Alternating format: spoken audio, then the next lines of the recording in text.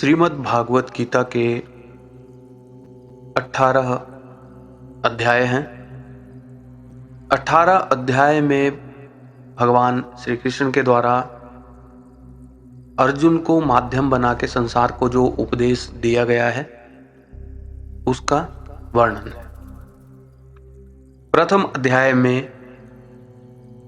श्री भगवान ने अर्जुन को निमित्त बनाकर समस्त विश्व को श्री गीता के रूप में जो महान उपदेश दिया है, प्रथम अध्याय उसकी अवतारणा के रूप में है। इसमें दोनों ओर के प्रधान योद्धाओं के नाम गिनाए जाने के बाद मुख्यतः अर्जुन के बंधु नाश की आशंका से उत्पन्न मोहजनित विषाद का ही वर्णन है। इस प्रकार विषाद भी अच्छा संग मिल जाने पर सांसारिक भोगों में वैराग्य की भावना द्वारा कल्याण की ओर अग्रसर करने वाला हो जाता है। इसलिए इसका नाम अर्जुन विषाद योग रखा गया है। दूसरे अध्याय में शरणागत अर्जुन द्वारा अपने शोक की निवृत्ति का एकांतिक उपाय पूछे जाने पर पहले भगवान ने 30वें श्लोक तक आत्म तत्व का वर्णन किया है। सांख्य योग के साधन में आत्म तत्व का श्रवण, मनन और निधि ध्यान ही मुख्य है। यद्यपि इस अध्याय में 30वें श्लोक के बाद स्वधर्म का वर्णन करके कर्म योग का स्वरूप भी समझाया गया है, परंतु उपदेश का आरंभ सांख्य योग से ही हुआ है और आत्म तत्व का वर्णन अन्य अध्यायों की अपेक्षा इसमें अधिक विस्तार पूर्वक हुआ है। इस कारण इस अध्याय का नाम सांख्य योग रखा गया है। भगवान श्री कृष्ण ने तीसरे अध्याय में नाना प्रकार के हेतुओं से विहित कर्मों की आवश्यक कर्तव्यता सिद्ध की गई है तथा प्रत्येक मनुष्य को अपने अपने वर्ण आश्रम के लिए विहित कर्म किस प्रकार करने चाहिए, क्यों करने चाहिए और उनके ना करने में क्या हानि है तथा करने में क्या लाभ है, कौन से कर्म बंधनकारक है और कौन से कर्म मुक्ति में सहायक हैं, इत्यादि बातें भली भांति विस्तार पूर्वक समझाई गई हैं। इस प्रकार इस अध्याय में कर्म योग का विषय अन्य अध्यायों की अपेक्षा अधिक और विस्तार पूर्वक वर्णित है एवं दूसरे विषयों का समावेश बहुत ही कम हुआ है। जो कुछ हुआ है वह भी बहुत ही संक्षेप में हुआ है, इसलिए इस अध्याय का नाम कर्म योग रखा गया है। श्रीमद् भागवत गीता के चतुर्थ अध्याय में ज्ञान शब्द परमार्थ ज्ञान अर्थात तत्व ज्ञान का, कर्म शब्द कर्म योग अर्थात योग मार्ग का और संन्यास शब्द सांख्य योग यानी कि ज्ञान मार्ग का वाचक है। विवेक ज्ञान और शास्त्र ज्ञान भी ज्ञान शब्द के अंतर्गत है। इस चौथे अध्याय में भगवान ने अपने अवतरित होने के रहस्य और तत्वों के सहित कर्म योग तथा संन्यास योग का और इन सब के फलस्वरूप जो परमात्मा के तत्वों का यथार्थ ज्ञान है उसका वर्णन किया है। इसलिए इस अध्याय का नाम ज्ञान कर्म संन्यास योग रखा गया है। श्रीमद् भागवत गीता के पंचम अध्याय में कर्मयोग निष्ठा और सांख्य योग निष्ठा का वर्णन है। सांख्य योग का ही पर्यायवाची शब्द संन्यास है, इसलिए इस अध्याय का नाम कर्म संन्यास योग रखा गया है। कर्म योग और सांख्य योग इन दोनों ही साधनों में उपयोगी होने के कारण इस छठे अध्याय में ध्यान योग का भलीभांति वर्णन किया गया है। ध्यान योग में शरीर, इंद्रिय, मन और बुद्धि का संयम करना परम आवश्यक है तथा शरीर, इंद्रिय, मन और बुद्धि इन सबको आत्मा के नाम से कहा जाता है और इस अध्याय में इन्हीं के संयम का विशेष वर्णन है। इसलिए इस अध्याय का नाम आत्म संयम योग रखा गया है। श्रीमद् भगवद गीता के 18 अध्यायों में यद्यपि कर्मयोग, भक्ति योग और ज्ञान योग के क्रम से 6 अध्यायों के 3 षटक माने जाते हैं, परंतु इसका अभिप्राय यह नहीं है कि इन षटकों में केवल एक ही योग का वर्णन हो और दूसरे की चर्चा ना आई हो। जिस षटक में जिस योग का प्रधानता से वर्णन होता है उसी के अनुसार उसका नाम रख लिया जाता है। श्रीमद् भगवद गीता के 7वें अध्याय में परमात्मा के निर्गुण निराकार तत्व के प्रभाव, महात्म्य आदि के रहस्य सहित पूर्ण रूप से जान लेने का नाम ज्ञान और सगुण निराकार एवं साकार तत्व के लीला, रहस्य, महत्व, गुण और प्रभाव आदि के पूर्ण ज्ञान का नाम विज्ञान है। इन ज्ञान और विज्ञान के सहित भगवान के स्वरूप को जानना ही समग्र भगवान को जानना है। इस अध्याय में इसी समग्र भगवान के स्वरूप का, उसके जानने वाले अधिकारियों का और साधनों का वर्णन है। इसलिए इस अध्याय का नाम ज्ञान विज्ञान योग रखा गया है। श्रीमद् भगवद गीता के 8वें अध्याय का नाम अक्षर ब्रह्म योग रखा गया है। अक्षर और ब्रह्म दोनों शब्द भगवान के सगुण और निर्गुण दोनों ही स्वरूप के वाचक हैं तथा भगवान का नाम ओम है, उसे भी अक्षर और ब्रह्म कहते हैं। इसी अध्याय में भगवान के सगुण निर्गुण रूप का और ओमकार का वर्णन है। श्रीमद् भगवद गीता के 9वें अध्याय का नाम राज विद्याराज गुह योग रखा गया है। इस अध्याय में भगवान ने जो उपदेश दिया है उसको उन्होंने सब विद्याओं का और समस्त गुप्त रखने योग्य भावों का राजा बतलाया है।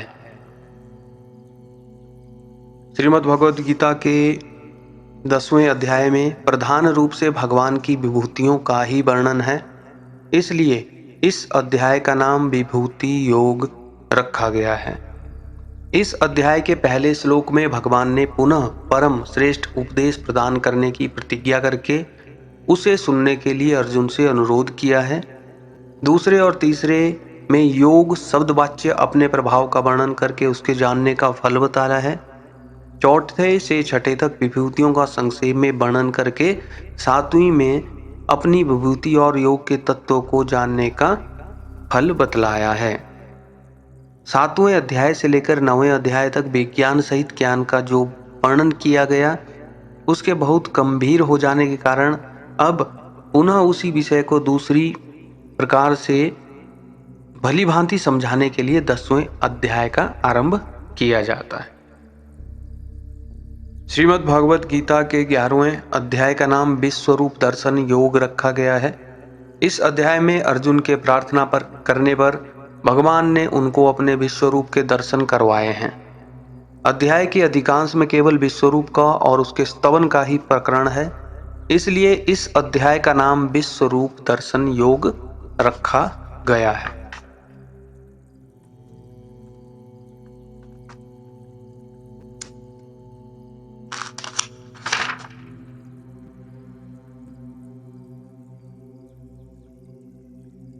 श्रीमद् भगवद गीता के 12वें अध्याय का नाम भक्ति योग रखा गया है। 12वें अध्याय में अनेक प्रकार के साधनों सहित भगवान की भक्ति का वर्णन करके भगवत भक्तों के लक्षण बतलाए गए हैं। इसका उपक्रम और उपसंहार भगवान की भक्ति में ही हुआ है। केवल 3 श्लोकों में ज्ञान के साधन का वर्णन है, वह भी भगवत भक्ति और ज्ञान योग की परस्पर तुलना करने के लिए ही है। अतएव इस अध्याय का नाम भक्ति योग रखा गया है। श्रीमद् भगवद गीता के 13वें अध्याय का नाम क्षेत्र क्षेत्रज्ञ विभाग योग है। क्षेत्र यानी कि शरीर और क्षेत्रज्ञ यानी कि आत्मा परस्पर अत्यंत विलक्षण है। केवल अज्ञान से ही इन दोनों की एकता सी प्रतीत हो रही है। क्षेत्र जड़, विकारी, क्षणिक और नाशवान है एवं क्षेत्रज्ञ चेतन, ज्ञान स्वरूप, निर्विकार, नित्य और अविनाशी है। इस अध्याय में क्षेत्र और क्षेत्रज्ञ दोनों के स्वरूप का उपयुक्त प्रकार से विभाग किया गया है। श्रीमद् भगवद गीता के 14वें अध्याय का नाम गुणत्रय विभाग योग रखा गया है।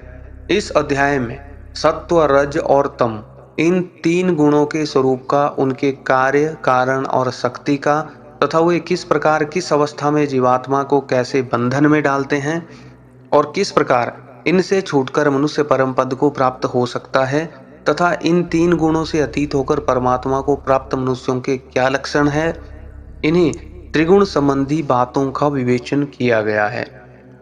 पहले साधन काल में रज और तम का त्याग करके सत्व गुण को ग्रहण करना और अंत में सभी गुणों से सर्वथा संबंध त्याग देना चाहिए। इनको समझाने के लिए उन 3 गुणों का विभाग पूर्वक वर्णन किया गया है।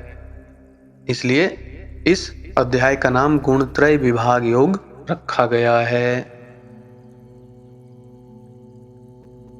श्रीमद् भगवद गीता के 15वें अध्याय का नाम पुरुषोत्तम योग रखा गया है।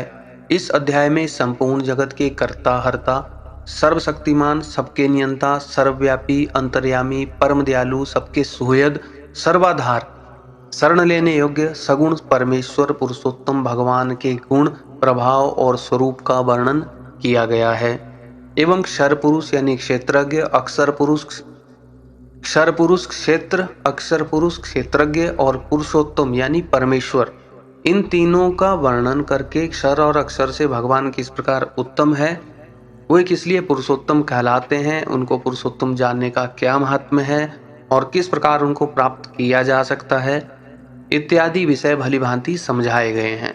इस प्रकार इस अध्याय का नाम पुरुषोत्तम योग रखा गया है। श्रीमद् भागवत गीता के 16वें अध्याय का नाम देवासुर संपद विभाग योग रखा गया है।